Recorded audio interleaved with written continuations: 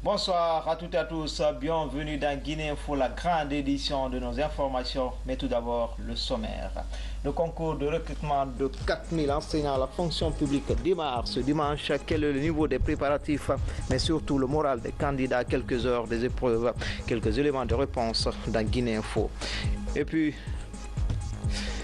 Et puis nous irons à Fria avec l'inauguration de la toute première radio rurale de la cité de l'Alumine, la 194.2 et la fréquence de ce médium de proximité.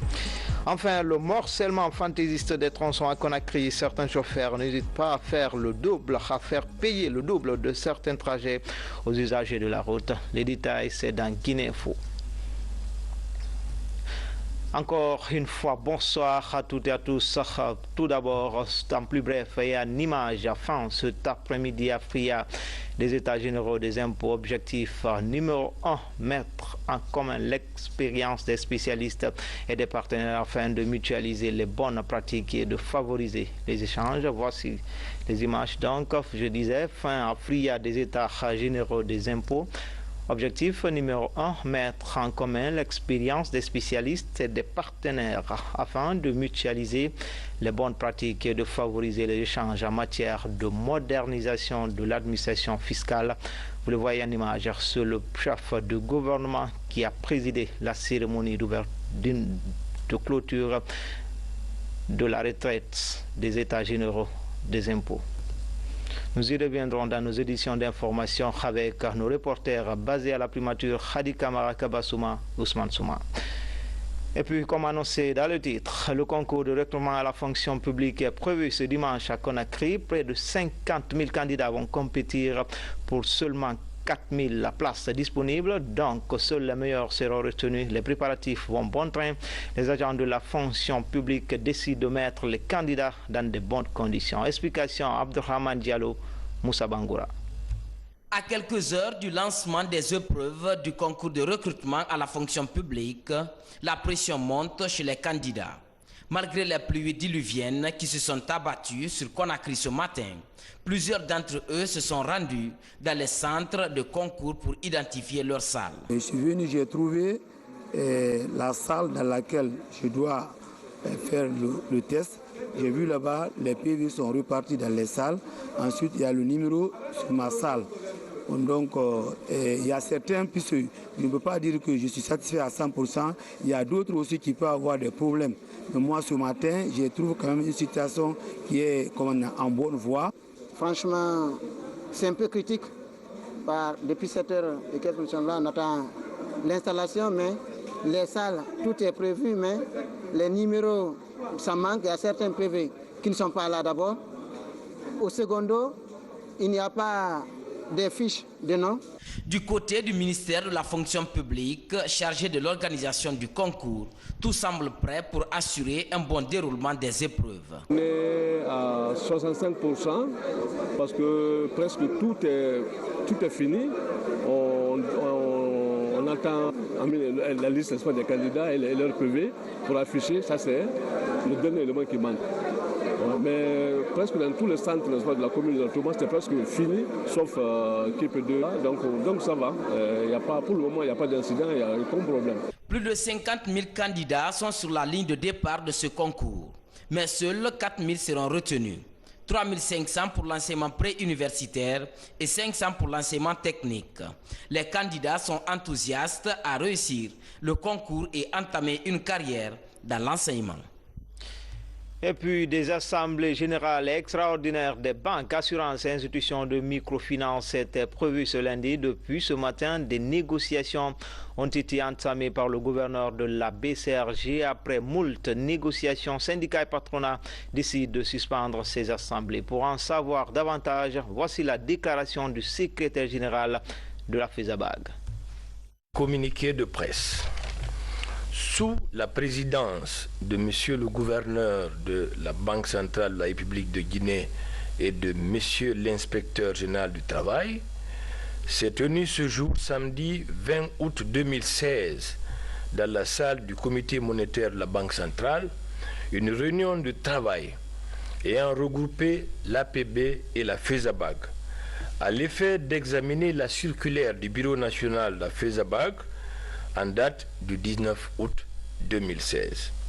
À l'issue des échanges, et dans le souci de préserver un climat social apaisé dans les institutions financières de la place, il a été convenu ce qui suit: de suspendre la tenue des assemblées générales extraordinaires du lundi 22 août 2016 dans les banques, assurances et institutions de microfinance de Guinée.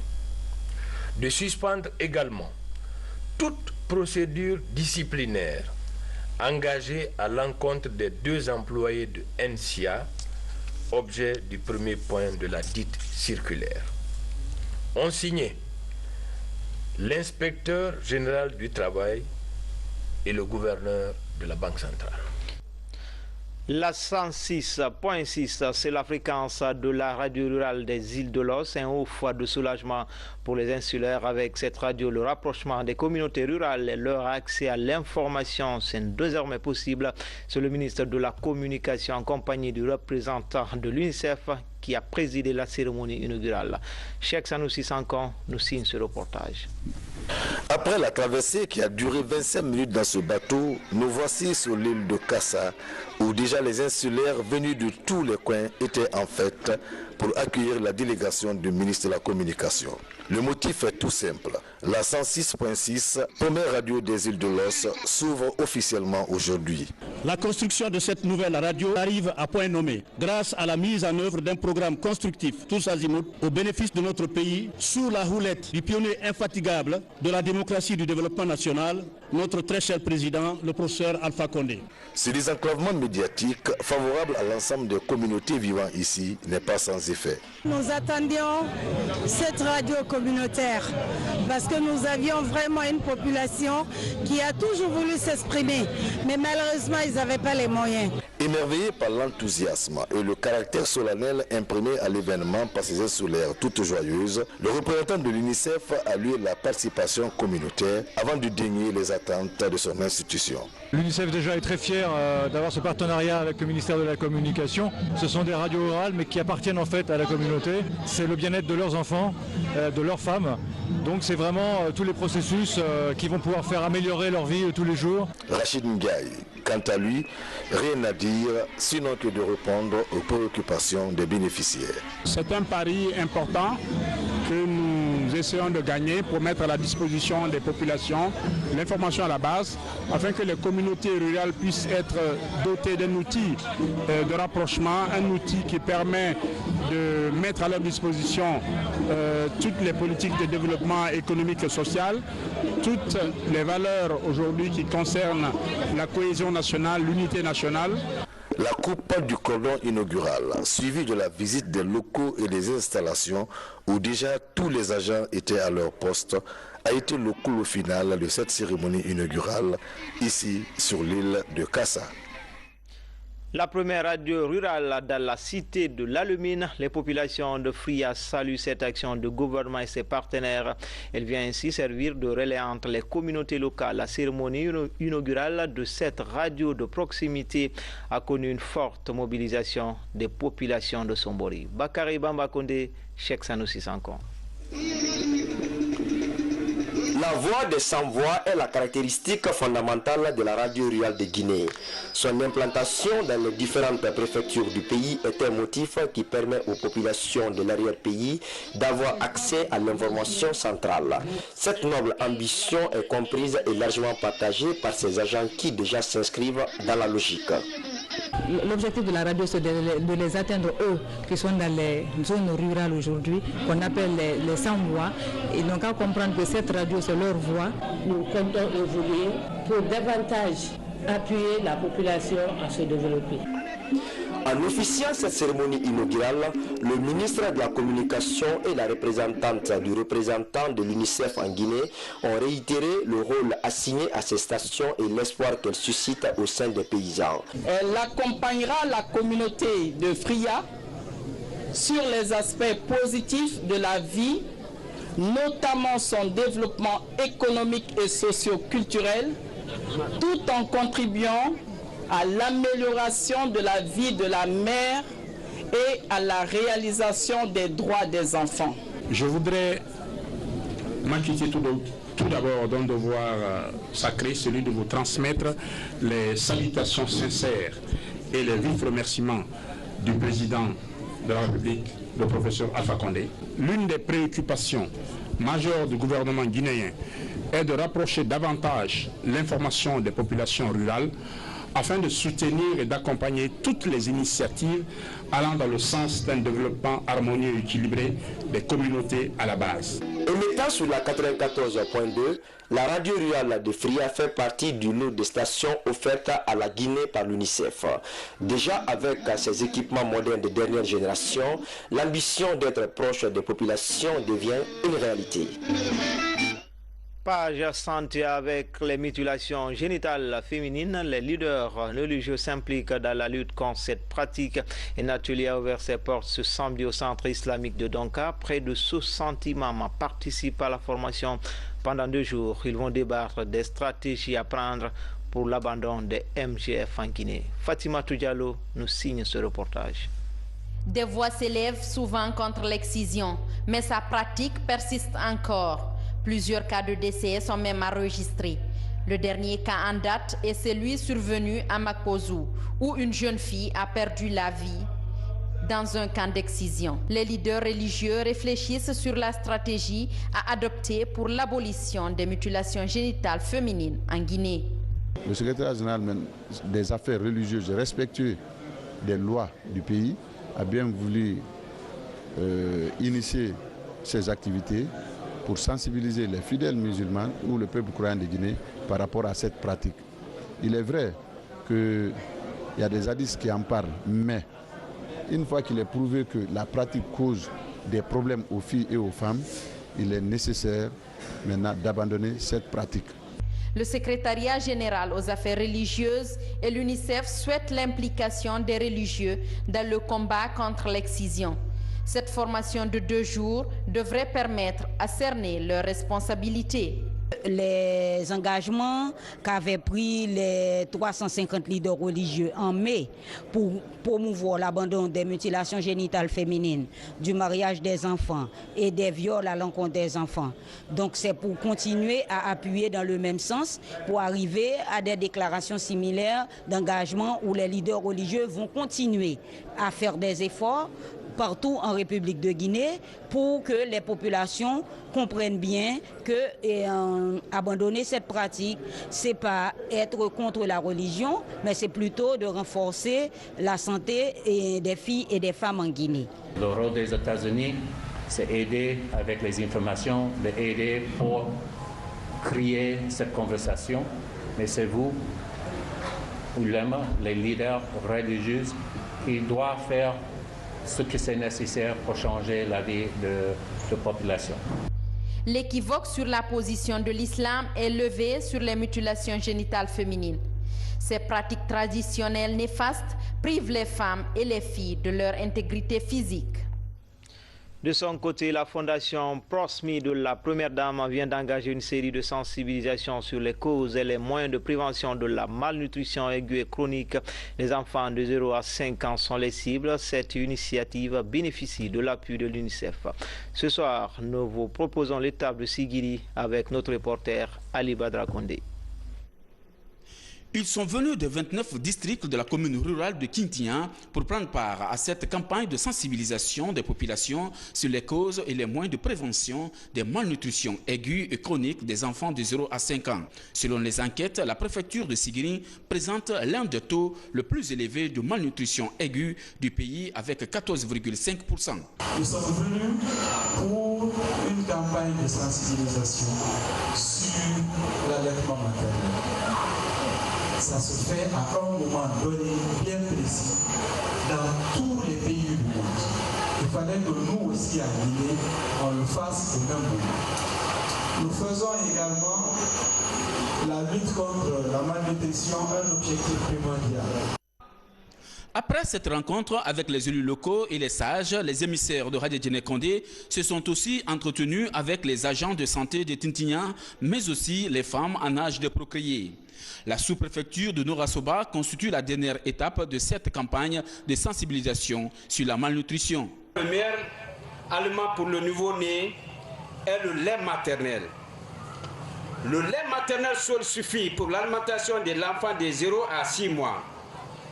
Dès la naissance, met le bébé au sein avant même la section ombilicale pour qu'il bénéficie. Le cholestérol contient des anticorps qui protègent l'enfant contre les infections.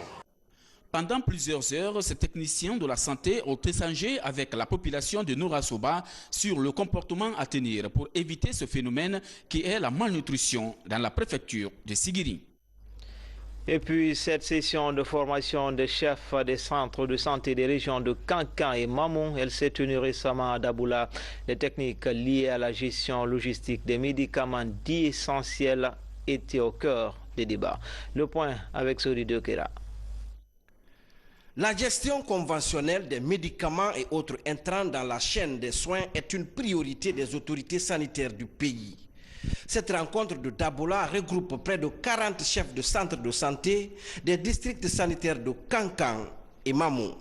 Ces agents apprennent toutes les techniques liées à la gestion logistique des médicaments et intrants essentiels dans les centres de santé.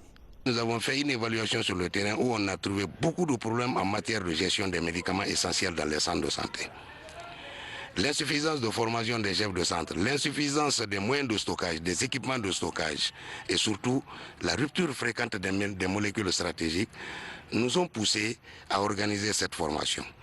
La formation passe en revue toutes les étapes du circuit du médicament. Il s'agit par exemple de la commande et la réception, des conditions de stockage, de la tenue des outils ou encore de la gestion des recettes issues de la vente. Vraiment, j'ai vu que cette formation est vraiment importante, car le stockage des médicaments d'abord, on a des magasins qui ne répondent pas aux normes, mais quand même à travers cette formation, dès déjà on peut s'arranger maintenant à éviter que beaucoup de produits se détériorisent dans nos magasins. C'est avec une attention particulière que je suis en train de suivre cette formation qui est venue à point nommé, parce que ça nous permet d'ajuster certaines choses au niveau de nos structures de santé. Cette rencontre marque la fin de la première étape de la formation des agents de santé au niveau communautaire. La deuxième phase touchera les gestionnaires des points de vente des centres de santé des 6 préfectures concernées par le projet, y compris la zone spéciale de Conakry. Un projet exécuté sur le terrain par la pharmacie centrale de Guinée à travers un financement de l'USAID. Le Conseil national du patronat face à la presse, la situation actuelle du CNP a été débattue avec les hommes de médias en synergie avec les acteurs du secteur privé. Le président du patronat guinéen décide d'enterrer la hache de guerre et jouer sa partition dans le développement socio-économique du pays. Algassi Mouba nous signe ce reportage.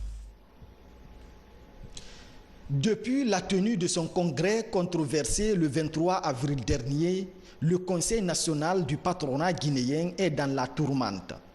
La légitimité de Ansouman Kaba est controversée par un bureau exécutif intérimaire. Face à la presse, le président élu à l'issue du congrès du 23 avril dernier tente de rassurer. Il veut tourner la page de la discorde pour faire face aux défis d'emploi en Guinée. Il était important parce qu'il y a des démarches pour la conciliation avec un de nos éléments qui a pris la voie de la dissidence, pour qu'il revienne dans les rangs, pour que nous partions vers les autres patronats qui ont été dissidents à une époque, pour que ceux-ci reviennent afin que nous bâtissons un secteur privé uni pour notre pays, parce que le pays en a besoin. Le président du patronat guinéen se donne pour ambition de redynamiser le Conseil national du patronat et de rassembler le secteur privé guinéen. Si nous sommes unis, je suis convaincu que le conseil que nous allons donner au gouvernement sera écouté et qui va nous amener à créer suffisamment d'emplois. Créé en 1992, le patronat guinéen est une organisation syndicale qui regroupe une vingtaine de fédérations patronales. L'organisation siège au sein de plusieurs institutions internationales. Sa mission est de fédérer les actions des opérateurs économiques dans leur rôle d'employeur en Guinée. Dans l'actualité encore, Conakry et les interminables problèmes liés au déplacement. Avoir un taxi relève d'un parcours de combattants aux heures de pointe. Et plus grave, certains chauffeurs font un découpage fantaisiste des tronçons. Ils profitent de la rareté pour faire payer aux usagers 2 fois un même tronçon. On fait le point tout de suite avec Maurice Sidibé, Foudekaba.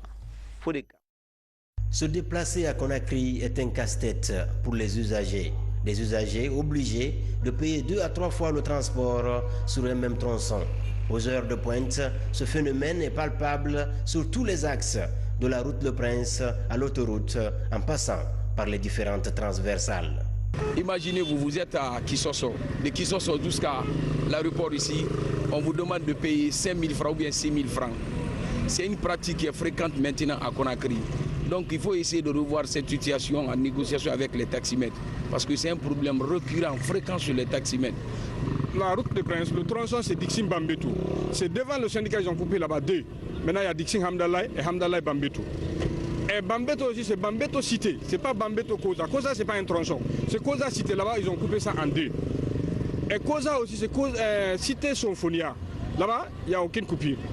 Mais Symphonia Cimenterie aussi, ils ont coupé ça en 2. Et Symphonia Kagbeli, ça, ils ont coupé ça en 2. Devant le syndicat. Vu l'ampleur du phénomène, les autorités du secteur viennent de se saisir du problème. Elles se concertent avec les responsables de l'Union nationale des transporteurs et la Fédération syndicale des transports et mécanique générale. Entre autres mesures envisagées, mettre en place des panneaux pour bien segmenter les différents tronçons. Il y a des dispositifs donc, que nous allons mettre en place pour aider un peu le respect de ce tronçonnement. Et l'État donc s'est engagé à fournir les moyens très rapidement pour segmenter, n'est-ce pas, ces segments-là. Donc c'était l'idée principale. La seconde, c'était des informations d'usage, tout ça pour améliorer la mobilité de nos populations.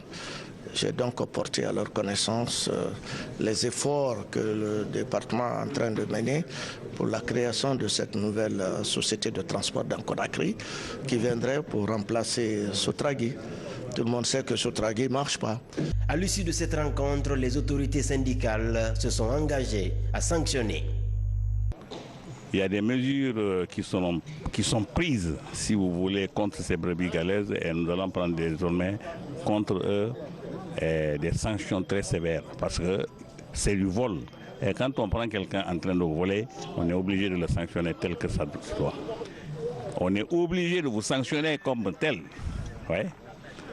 Le voleur est toujours puni par la loi. Un suivi scrupuleux des dispositions s'avère indispensable pour faciliter la mobilité des populations à Conakry. C'était un reportage signé Maurice Sidibé et Fodé Camara. Enfin, la société Diassifo International a fait des erreurs à Conakry à travers les jus commando. Les clients peuvent bénéficier de cadeaux de la part de l'entreprise. 3 personnes viennent de recevoir des motos après avoir acheté une bouteille de jus. Suivez ce public reportage signé Moussa Komara. Pour la promo jus commando, ils sont les jurés gagnants de la semaine. Sano Ansman, Diomba Mara et Diallo Terno Moussa ont tous acheté une boîte pour étancher leur soif. Puis ils ont découvert sous la capsule Free Moto. Ils repartent chacun avec une moto. Hier que j'ai acheté un jus de commando, je l'ai ouvert et j'ai gagné une moto. Vraiment, c'est de la réalité. J'appelle tout le monde de consommer le jus commando. Je suis très content parce que je ne m'attendais pas. Je ne croyais même pas. J'ai juste acheté une canette de commando. J'ai décapsulé, histoire de me rafraîchir. J'ai vu, c'est écrit sur la capsule Free Moto, motocycle. Donc je suis venu demander, ils m'ont dit effectivement que j'ai gagné une moto. Et aujourd'hui, je suis venu récupérer ma moto. J'encourage des gens qui consomment le jus commando pour qu'ils puissent au moins prendre, même s'il faut 5 secondes pour regarder dans leur capsule. Sûr et certain, d'autres ont dû gagner, mais ils ont jeté. Donc ils n'ont qu'à regarder au niveau de leur capsule. Si toutefois ils ont gagné, ils viennent. Vraiment, c'est garanti. Les boissons énergétiques, je ne consomme pas. Mais le jus commando, depuis le premier jour lequel j'ai essayé de boire, je me suis adonné. parce que c'est un jus qui a du goût aigre et en plus, tu peux boire autant de fois que tu veux, ça ne fait aucun effet. Bien avant ces jurés gagnants, d'autres consommateurs ont déjà bénéficié des articles de la promo à Conakry et à l'intérieur du pays. Il s'agit notamment des ordinateurs, des motos, des iPads et autres objets précieux.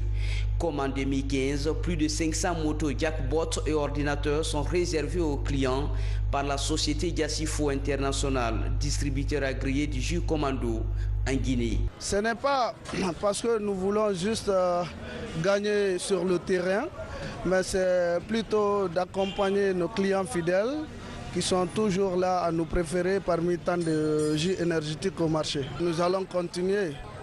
Il y a des gagnants qui viennent avec déjà les gains de l'année dernière, mais on est là toujours à les rassurer que c'est valable jusqu'à ce que ça finisse au marché. Jusqu'à la fin de l'année, les consommateurs du jus Commando peuvent continuer à espérer. Déjà ici à Madina, le siège de Yassifo International ne désemplit pas. Les clients se bousculent pour acheter du jus afin de s'offrir des cadeaux. C'est tout pour les infos. Grand a été le plaisir pour moi de vous servir. Bon week-end à toutes et à tous.